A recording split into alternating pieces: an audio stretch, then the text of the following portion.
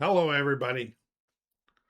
This is Bill Thornton, SoCal Saber. Thanks for stopping by. Music, spins, and sounds with Bill, where we do a weekly review on Saturdays of the music that I listen to during the week. And that's what this one is. This is spinning number 130, the 130th episode of this one here. Channel also does some other stuff on occasion, but mostly it's dedicated to this. And I occasionally do some box set stuff, and I'm going to be doing a 40 short 45s one here in a little while too. So watch out for that one. And so started this week off. This is a pretty good week. I started this week off with the 1981 2 LP live album from Nazareth called Snaz. They're a hard rock band from Scotland. It is not I thought it was a fold out, but it's not. There is an inner in here though. So I want to show you. And then I'll show you the back.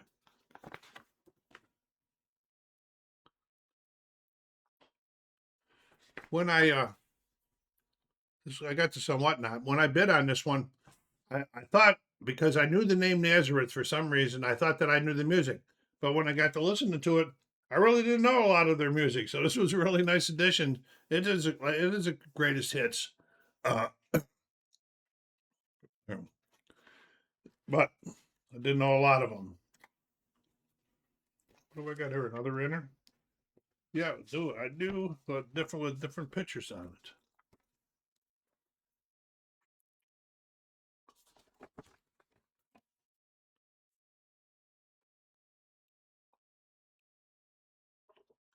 The album did chart in the UK and the US at the top.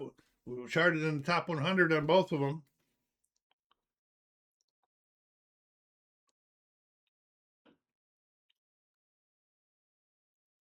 Like I said, I had heard a few of the songs on this album, but can I say that I knew Nazareth then? No, I don't. I didn't. Knowing it a little bit better now, and I have added it onto my watch list to put some more stuff, to get some more by them.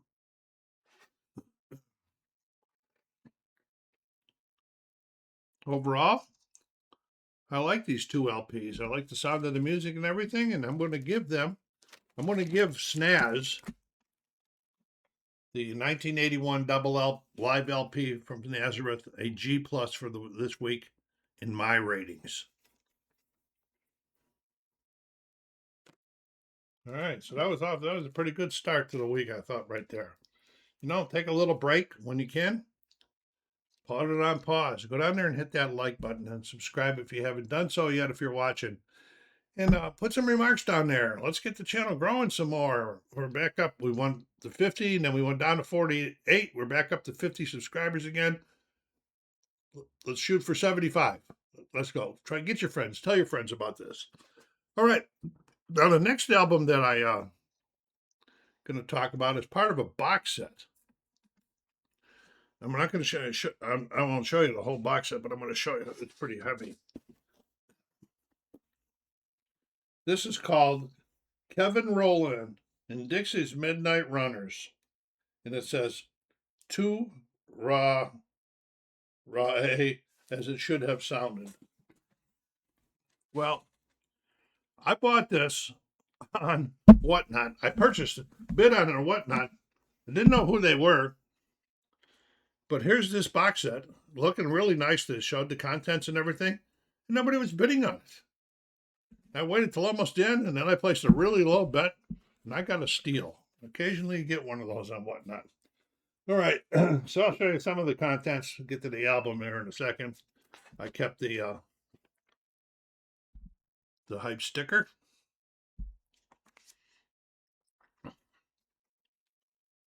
Okay.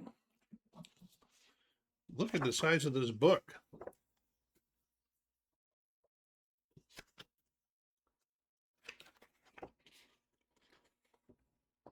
Not nothing there. Let me see what I got going here.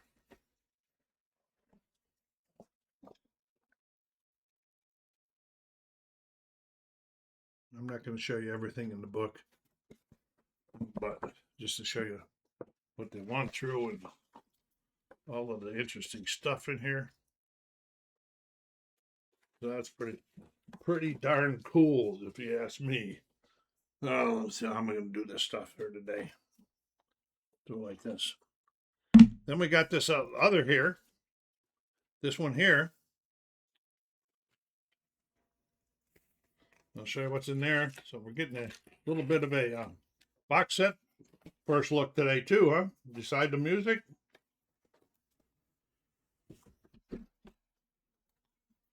This is a nice picture of them.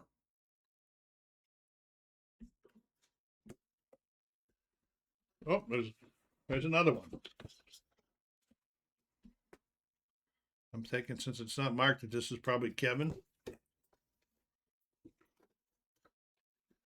Yeah, this was a real steal. I think nobody bid on it because nobody knew, maybe not many people knew who the Midnight Runners, Dixie and the Midnight Runners were. I didn't. But I wasn't going to let a box set with the quality of this material go unbid. And like I said, I bid and I got a steal. All right, this is the album we're talking about this week. Kevin Rowland and Dixie's Midnight Runners, Tu Rye, as it should have sounded. Overall, it's a 4 LP box set. We won't be pulling them all out, but there's one album that's bonus tracks, and then there's 2 albums that are from a live concert.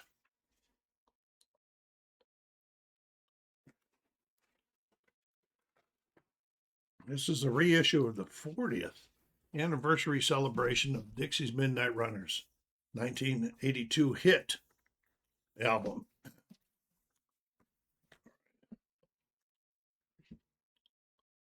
This is quite a nice production.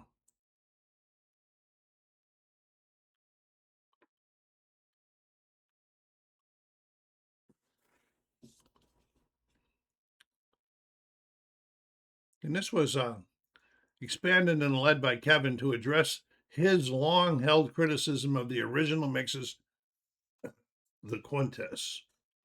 All right.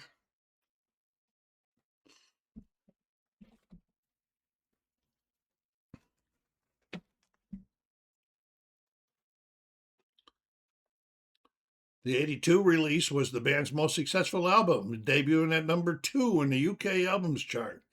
Best known for the hit song Come On Eileen. Everybody remember that one? Which included the refrain that inspired the album's title. Turaluralai, I think is how you pronounce it.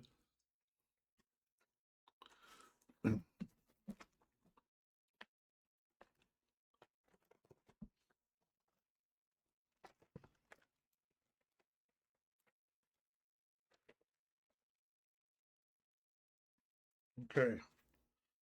So, let me see what we got going here. I want to show you some more stuff.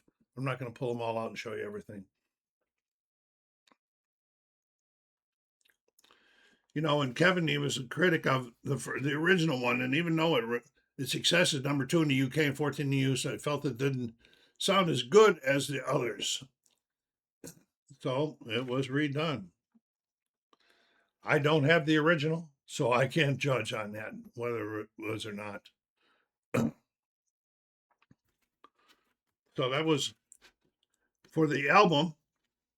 I am going to give this a G plus for the week. I did like the music on it. This is Tour of Lorelei as it should have been sounded by Kevin Rowland and Dixie's Midnight Runners. So I'll just show you real quickly. This is the album from the bonus tracks. Then we have 2 albums from a live concert. They took the time to actually put some nice stuff together and different. It didn't have, but it's not the same thing. Come on out of there.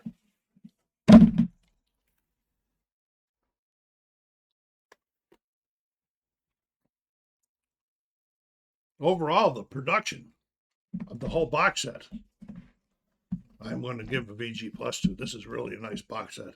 I'm so happy I got it as a steal. Oh, let me get all this stuff down here. All right. So that was a little something we don't do. Normally, if I'm going to do a box set, I do a special on the box set, but it was part of the albums this week. So I just want that route. Hope you enjoyed that. That was Kevin Rowland and Dixie's Midnight Runners. Okay, next one up that we got coming up is a relatively brand new release. Last couple weeks that I ordered. I forget who I ordered it from. I think from Amazon. I bought it. This is the 2026 release, Peaches by the Black Keys.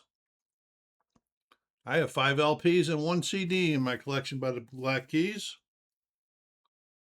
This is their 14th studio album for the American rock duo.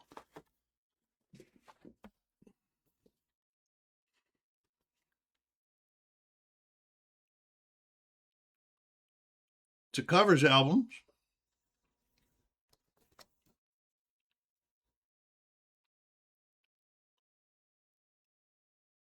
I became a follower of the Black Keys about 5 years ago.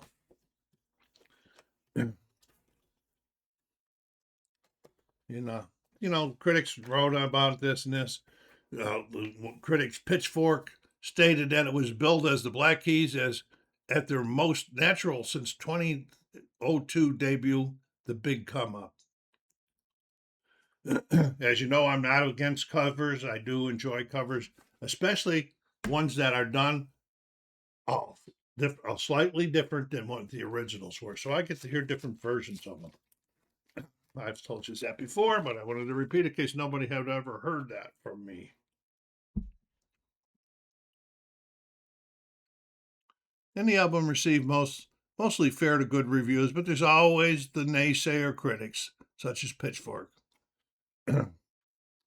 which rated the album a 6 out of 10 with derogatory comments. Oh well, I like it. I like them. So the guys have got to make a living somehow with their comments, I guess, that way.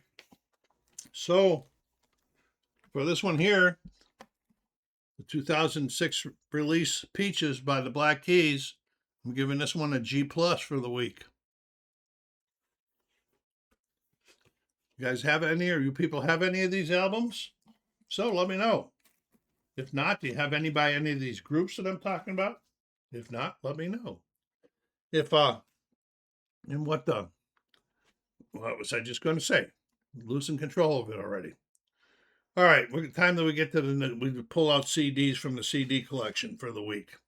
The first one is CD number 245 in my collection, and the title it's a 1995 album titled "Blown to Smithereens," the best of the Smithereens. This was the first compilation album by them. Features the band's best-known songs and radio hits from 1983's Beauty and Sadness EP to the 1994 album A Date with the Smithereens. And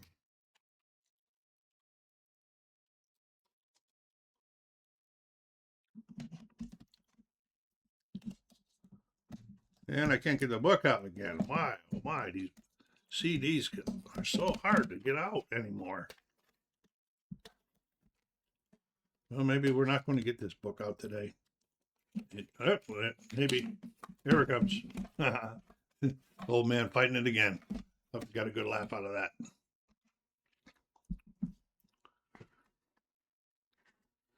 This album also includes a cover of The Outsiders' 1966 hit, Time Won't Let Me. It was released as a single in 1994.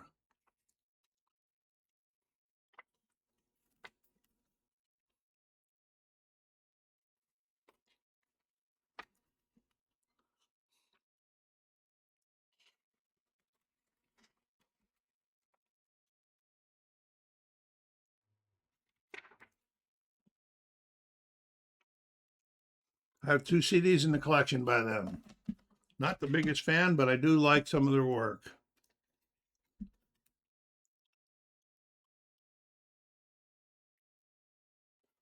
I don't remember. Yeah, I did show you the back, I think. But I'll show it to you one more time so you can take let's take a look at that track list again.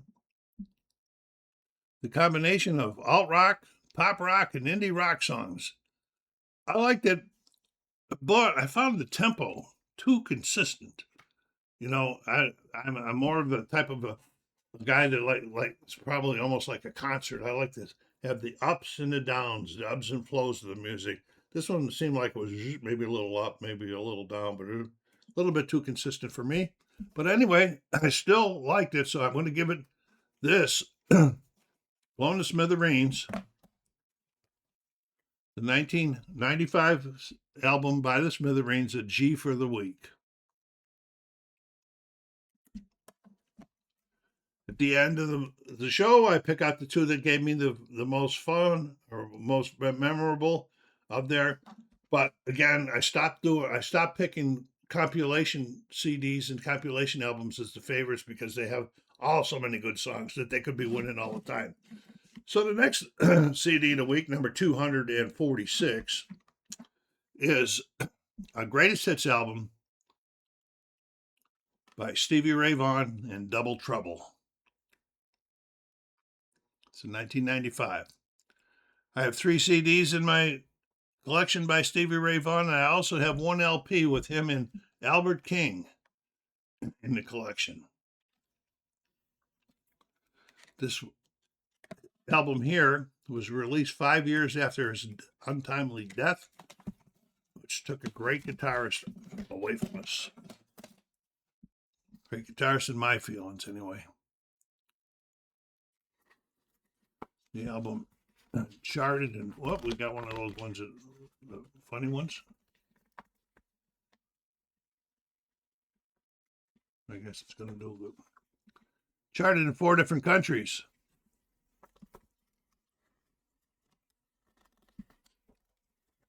All right, there it goes. Now it's going to open up to where I can't show you. A lot of like the lyrics. Oh, and a lot of it is just the liner notes, which I never did read. Probably got some interesting stuff in there. CD has a variation of blues rock, Texas blues, and electric blues. You know, and it made this a very nice part of my collection. Here's what the CD looked like.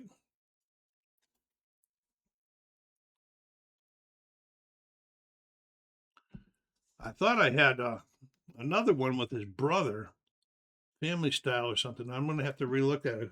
It might have been mislabeled because when I looked in the database to see how many I had, I didn't see that one.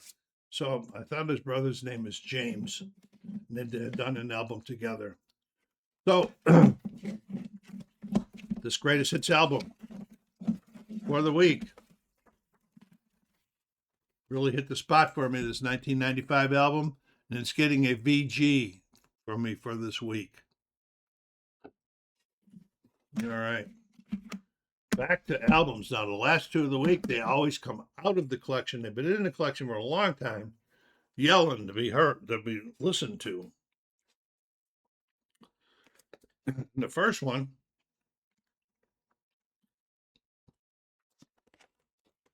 so I know you've heard this guy before if you've been following me, is another Leo Sayer album, self-titled, from 1978. Do I like Leo? So it must be his voice or his style or some the disc. I don't know. But I have 5 LPs in the collection by him. And this was the 6th album by the English-Australian singer-songwriter. You Make Me Feel Like Dancing. I think that's one's on there. No, Dancing the Night Away.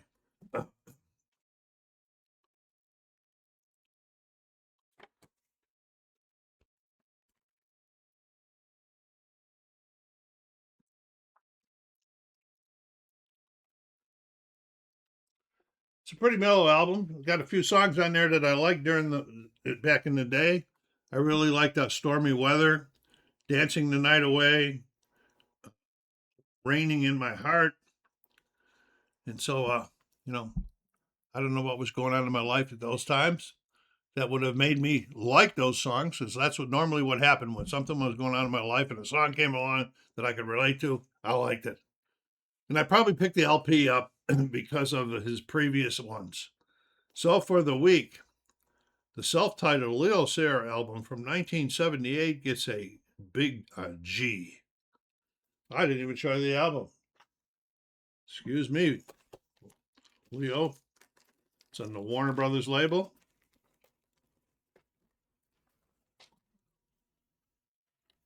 As you can see, my albums, I've kept my albums in very good shape over the years. This was an original purchase by me.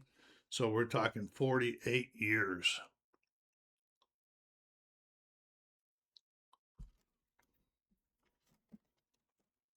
All right, good. So here we come down to the last one of the week. And it is a double album, which was a great way to end this week. I really tell you, this was a great way to end this week. It's a 2 LP soundtrack by various artists, and the soundtrack to the motion picture Grease. So you got a picture of John Travolta and Olivia Newton-John on the front there. 24 tracks of very entertaining rock and roll.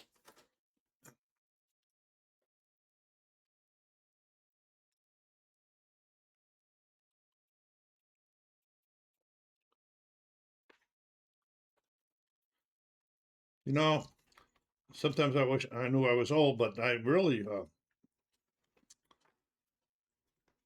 no, I was born in the 40s. So I grew up, started listening to music. My mom used to have the radio on all the time when I was young in the early 50s and that. So I grew up listening to Perry Como and all of them. And then along came Chuck Berry and Elvis and the evolution of rock and roll. And now, over many, many, many centuries, decades and later, I have seen so many evolutions in music. But old time rock and roll really hits it, and probably because it was my first. Okay. How can you not like some of this stuff? Grease by Frankie Valli, Summer Nights by Olivia and John. Okay, Hopelessly Devoted by You by Olivia Newton-John. Wow, stuff is really Beauty School Dropout. Look at Me, I'm Sandra Dee. Wow, Grease Lightning. Good stuff. 4 albums worth. All right, this is like I said, Frankie Valli, John Travolta, Olivia Newton-John. This album has sold over 30 million copies worldwide, making it one of the best-selling albums of all time, also ranking amongst the best-selling soundtrack albums of all time. You're the One That I Want was a US and a UK hit for the stars, John and Olivia. Both #1 hits. Okay.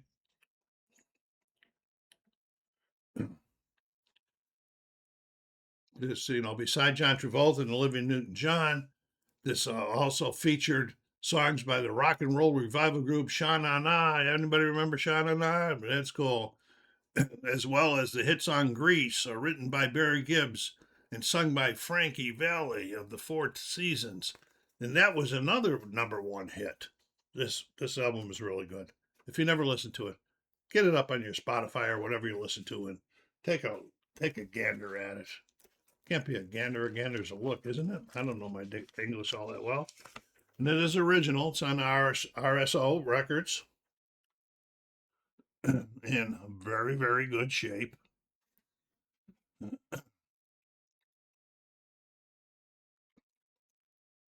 This album charted at #1 in 14 of the 15 countries charts that it charted on.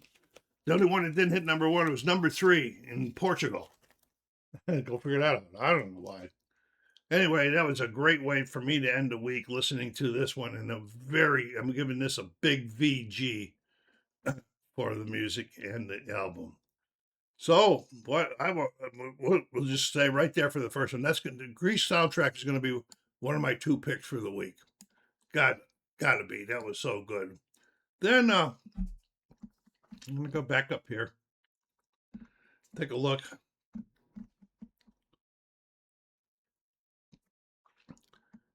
We got Snaz in there. We got the Dixie Runners run in there. Peaches in there.